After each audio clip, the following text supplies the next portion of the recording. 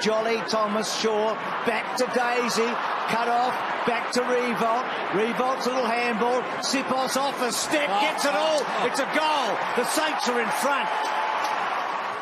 Well, we are joined now by former Saints Arryn Siposs, who's now in the exciting second phase of his career, 28 games with the Saints going back a few years. He's been over in the States for the last couple of years trying to seek that next opportunity, and that next opportunity has come in the form of the Detroit Lions in the NFL for the upcoming season. We know sport is in a really interesting position, but it is great to get these feel-good stories and also to check in on a lifelong St Kilda supporter and a former Saint. Arryn, thanks for your time. No worries, guys. Thanks for having me. Can you take us through, I guess, the recent little process? So obviously it's been a fair journey over there in the States, but I guess how you came to realise you were on the radar in Detroit and I guess what happens from here in terms of where you are now and when you make the move over. Yeah, look, it's been a bit of an interesting process, but it's been a good one in saying that. I declared for the draft in January, and since then I've just kind of been building up to try and get an opportunity to be on a roster somewhere. And I was fortunate enough to go to the NFL Combine and be able to showcase my skills there in front of NFL teams, which was great. And after that, you just kind of speak to teams regularly to see who's interested and who really needs a guy as part of their organisation. And Detroit Lions was certainly one team that had been speaking to me regularly. And I was obviously very hopeful of being drafted, but it didn't quite work out that way. But Detroit was certainly a team that wanted me to be part of their club, and it's worked out really, really well. So part of their organisation as of now, which is really good. And last couple of weeks has kind of just been preparing myself for their rookie camps and all their team meetings, just to kind of catch up and know what they want to do as a team and from a special teams point of view. And hopefully we can start training camp in July and the season in September. So obviously it's been a bit hard to organise the actual move to Detroit, to get over there and actually settle into the city. And do you know much about the city there? Have you been talking to parts of the team or anyone like that, just to get an idea of what you're in for up there? Yeah, look, I haven't spoken to many guys up there. I've spoken to my special teams coordinator a fair bit, and he obviously, the main thing they say, it's pretty cold up there at the moment, so we'll have to deal with that. But by the time I move up there, it should be a little bit warmer, which is nice. But the city itself is obviously continuing to grow, and they call it the Motor City, so a lot of the car companies and that are up there, obviously, which is pretty cool. And obviously I've got a bit of learning to do with the history behind it all and everything like that. But I'm looking forward to getting up there and seeing another part of the world, which would be really exciting. Arryn, what was your knowledge of NFL and American football before you made the move over? And second part to that question, what's it like now, knowing that you're on a team with the likes of Matt Stafford and those sort of guys?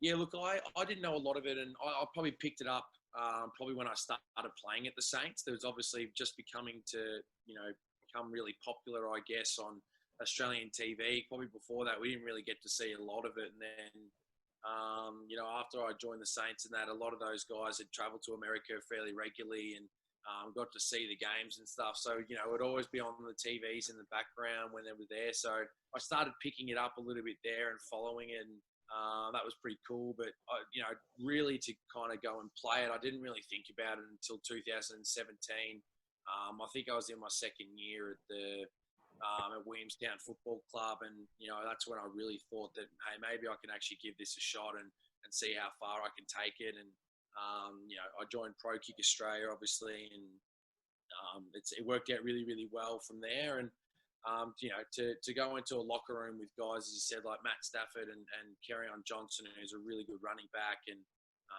Kenny Golloway, who's their top wide receiver, it's obviously going to be a pretty cool experience. But at the same time, I've got to go in there as well, just knowing that, hey, these are going to be my teammates as well, hopefully. And I've just got to go out there and do my job at the same time. How's it been, I guess, in an outside of sport sense? I mean, we're obviously doing this via Zoom because we're all in isolation and that sort of stuff. But I guess in your case, being on the other side of the world and away from home, so you're in isolation, but you're in isolation in a different country. And away from maybe a lot of those closer friends and family. What's that been like, given, I guess, the way the two countries have sort of been going through this? Yeah, look, I mean, I've been very lucky, I guess, because my wife's over here with me at the moment, which has been good. So I have had someone with me, which has been quite nice. But if I didn't have her, I'd probably be in a little bit of trouble because I wouldn't know what to do with myself at all. So she's been able to kind of keep me sane, which is nice. And yeah, I mean, look, down here, it's, certainly tried to take all the protocols and that to make sure that everything, is staying closed and people are keeping a distance from things unless they need to go somewhere for, some groceries and things like that. So they've certainly been doing a good job from that aspect and that as well. Hopefully we need to continue it. Obviously, America's highly populated and, a lot of people all over the country. And so there's a lot of people that'll be walking around and things like that. And you could probably tell by the numbers that how many people have got the coronavirus over here. So you certainly have to be pretty careful with it all. And I guess I'm lucky too, being in a small country town compared to being in a bigger city. So, not as many numbers are here, which is good. And, it'll be interesting, obviously, when I do make the move to Detroit, how much they've been able to kind of control it and when things kind of open up again. Yeah, we'll go back further in your early life and that. You grew up a St Kilda supporter, a St Kilda sporting family, and then from there on, you grew up playing juniors and went on further, and then it came around the time of the draft to look at yourself playing in AFL. What was the chances you thought of actually getting to St Kilda? I thought my chances were very slim, to be honest. I had spoken to him once and I didn't really expect anything from him, to be honest. So that experience was truly unbelievable and something that I'll definitely never forget, which was incredible. So I still remember the night very clearly on draft night and the build up to it all, which was super exciting. And it's definitely something that I'll always remember. And, while I didn't play as long as I would have liked, it's certainly a dream come true and something that I always thought about as a kid growing up. That was 28 more games than any of us have played, so. Well, as a junior, mate, you were pretty big. I mean, when you played AFL, you were probably a step smaller than the average key forward in the AFL level. But in juniors, you were really a kind of a big kid and key forward type player. 99 goals in your under 16 year. That would have been something to hold your hat on. But what was it like making that step from being one of the biggest kids in that at that level to kind of coming in and really having to work your way through that senior level? Yeah, I mean, look, for me, as you said, I was probably one of the bigger kids in the under 15s and 16, so I could play that key role very, very easily. But I probably had to kind of change my game a little bit when I made the Dandenong Stingrays team, the TSC Cup. I played with guys like Tom Lynch and I think Corey Buchan as well, who was at Frankston Dolphins for a little bit. And they were probably more of the key guys. So I kind of had to take that third kind of tall role. So I guess having that 12 months to kind of readjust to that was probably a good thing going into the seniors. So that gave me probably a bit of help, and obviously, teams were aware of that when they drafted me. So I guess looking at that and seeing me as a third tall option was something that they were obviously happy to do. And as I said, they gave me the 12 months to kind of really expand on that. And then when I got to the seniors, obviously you have to continue to grow your game and work around guys like obviously Nick Rewald and Cozzy and those guys to try and fit yourself into that system as well, because obviously Rewalt was your number one target and, Cozzy was obviously in and out of the team, but he would be your number two. And then obviously Milne's running around at their toes waiting for an opportunity to, swoop in and kick those goals as well. So, it certainly took a little bit of time, but I guess, being able to play 5 or 6 games in my first year, I guess Ross gave me the chance to be able to do that and saw something in me to do that and play that third tall role, which was really cool. Was that tricky? I mean, you're 5 years at the club, you have 3 senior coaches. So you have the last year of Ross, you have the Scott Waters period, and then the start of the Alan Richardson period. As someone, I guess, who's trying to establish a place in a forward line in a new team, I imagine that's a bit unsettling when you've got effectively 3 different ideas, 3 different coaches, and those sorts of theories, I guess, would keep changing. Yeah, no doubt. I mean, Ross was Ross. We all know Ross, and he took us to probably arguably the best teams that we've had in Saints history, to be honest. And Yeah. he was a great guy. Obviously very defensive minded, but he knew his stuff. And my first year, obviously, as a rookie coming in, he'd tell adjust the game plan, learn the game plan, see how much you can get to know. And I felt like I got to know a fair bit of it, and that's why I was able to play those games in my first year, which is pretty cool. And do that. And obviously, I was looking forward to going into that second year. I knew Ross was obviously going to challenge you a bit more going into the second year, so you had to be ready. And obviously, that ended pretty quickly, unfortunately. Obviously moving on to Scotty, and I think everybody at the time was very excited about Scotty. He'd come from the Collingwood, coming from the Pies, and he obviously was part of that defense that won that flag in 2010. So everyone was pretty excited, I think, for him to jump on board. And he came in and spoke to me pretty early and saw me as a really good option in the forward line. And that second year, I played my most games of my career in a season under him, and really obviously was confident with him and how he went about it and things like that. And that was really good. And in my third year, he wanted me to move into the defense and play in the back line.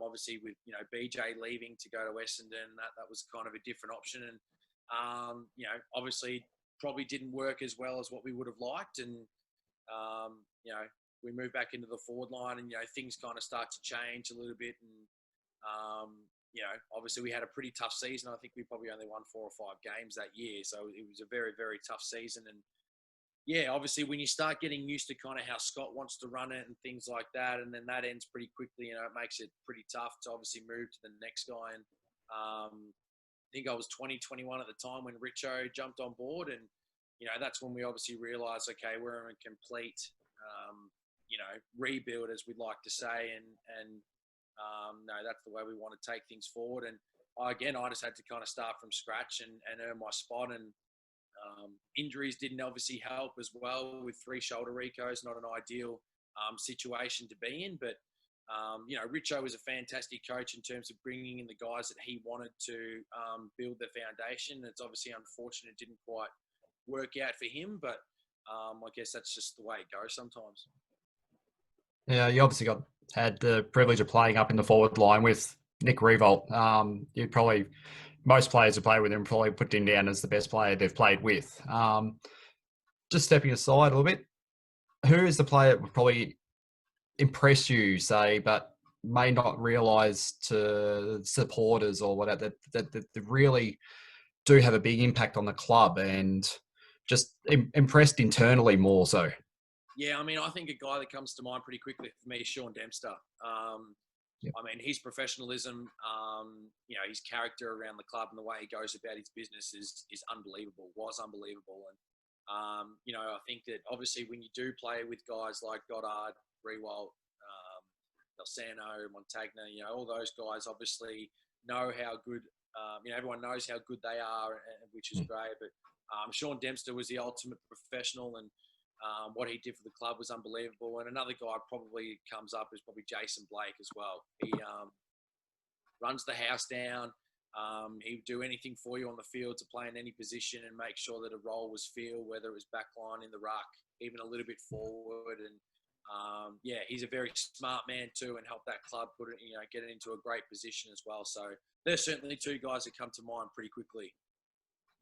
For someone who played 28 games for the club, he had a couple of really memorable moments, a couple of big long bombs and a match winner against Carlton, I think it was. Was there a moment that you kind of, you look back on and go, that was kind of my peak, or that was my biggest moment, or my favourite moment, or what's that feeling like when you kind of feel like you made it and you kind of reached the goals that you set for yourself? Yeah, I mean, look, I probably throughout my whole career, I never really felt like I 100% made it.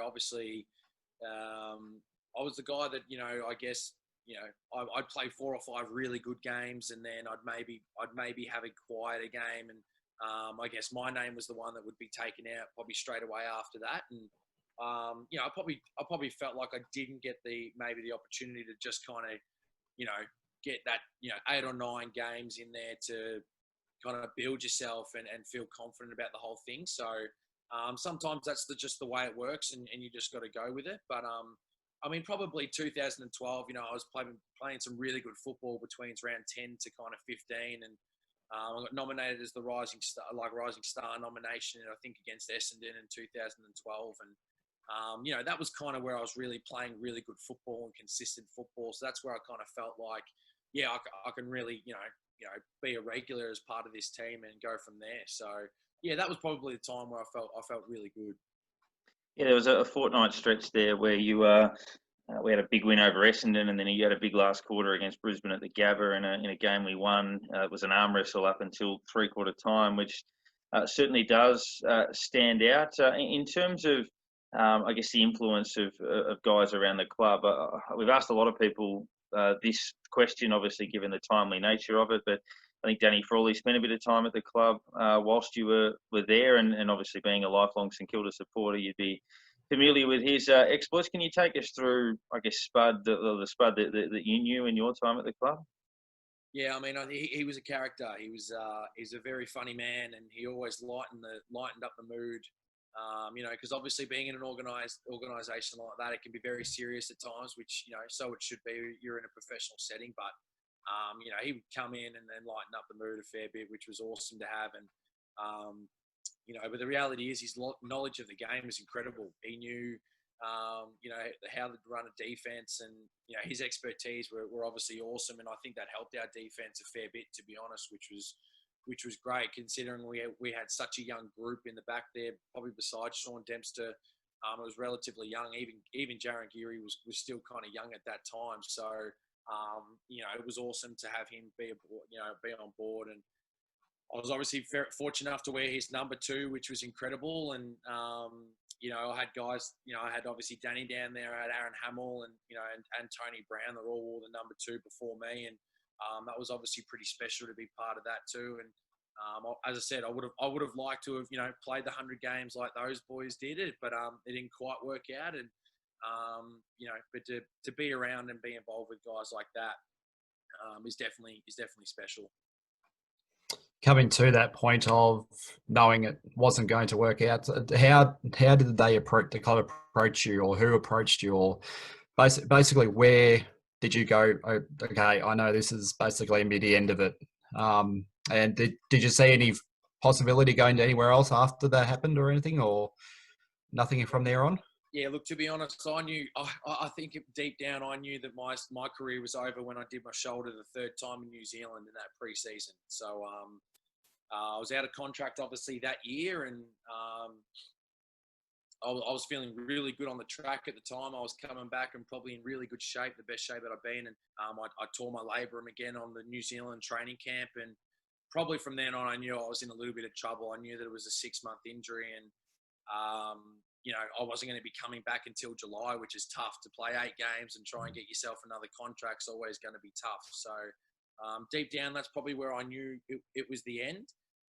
So that last year, I obviously just got myself back into good shape and made sure my shoulder's right to finish off the season strong. And I felt like I played reasonably good footy, but I knew it wasn't going to be part of the Saints at the end. And I'd spoken to a couple of teams afterwards, but ultimately they decided to go in another path, and that's just the way it kind of goes in the end. So I signed with Williamstown hoping I'd get another opportunity, and it didn't quite work out, but I guess it's kind of led me into the position that I am today. So on that, how did you make that move from kind of Williamstown VFL footy into an introduction with Pro Kick Australia? Pro Kick Australia is kind of, for those who aren't kind of American football fans in Australia, kind of turned into a real college football factory for punters, and somewhat into the NFL as well now. How did that happen, and how did the move to Auburn happen? Yeah, look, I mean, as I said, I think halfway from 2017, I saw a couple of guys that had been in the AFL system or the AFL reserve system, and saw that they were doing really, really well in the college system and starting to make their way into the NFL. And I thought if they could do it, why not, go give it a shot and see what I can make of it. So, I joined Pro Kick in July of 2017 and got on to Nathan Chapman and went down for a kick and it worked out really, really well. He really liked my technique and that, and he knew he could work with it a bit more. And I was able to kick the ball really, really well as well. And he thought there was going to be a great opportunity to, go play in one of the really, high college, powerhouses in college football. And I continued to train up until November, and we'd been speaking to Auburn University a fair bit because they were in need of a guy, and we send them obviously film regularly to show what we're capable of, and that's the only way they can kind of, offer us a scholarship is through film. And I was able to kick really well in those days as well, and just got offered a scholarship to join their organisation, their program, and super exciting. I didn't really know a lot about Auburn University, I'm not going to lie, but when looking up and seeing how, being a top 10 school for a very long time and trying to push for, national championships, and that is pretty cool. And I was very, very lucky to be able to earn a scholarship from them and play 2 great seasons there in front of 90,000 fans every single week. And how passionate they are is incredible, and certainly going to put me in a better position to have a shot at the NFL. And as we let you go, and we do appreciate you joining us at this sort of early juncture in the morning, I guess you've spoken a little bit about it earlier, but just reiterating what the next couple of steps are for you before you've got obviously beatings and sort of training and programs by distance and that sort of stuff. What's the steps as you know them? Because I guess we don't know everything, but in terms of what is likely to happen.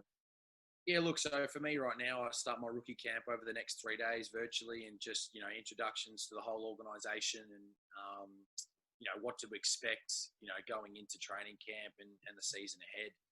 After that, we just start kind of installing meetings and learning special teams, and the offense will learn the offense, defense will learn the defense over the next 6 or 7 weeks.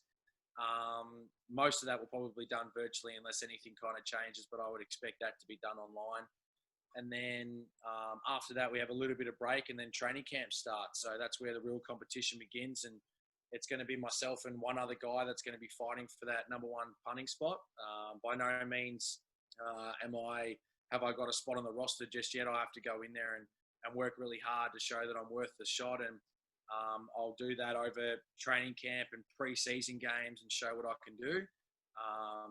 And then after that, they pick a 53-man squad, and they'll pick either between me and one other guy to go into the season. So that's kind of the basic way it's going to go. And I'm looking forward to the opportunity, and certainly ready to make the most of it, and know that I'm more than capable of being able to get there and play at the top level. Arryn, thank you very much. I was going to say, I hope you've got a share in the training one day. Fingers crossed. No doubt. Good luck for the next chapter, mate. It's great to see you kick on, and we wish you all the very best over there. And hopefully it goes very, very well, and we see you lining up when sport is back to normal with the Detroit Lions. No worries, guys. Thanks for having me. I really appreciate it.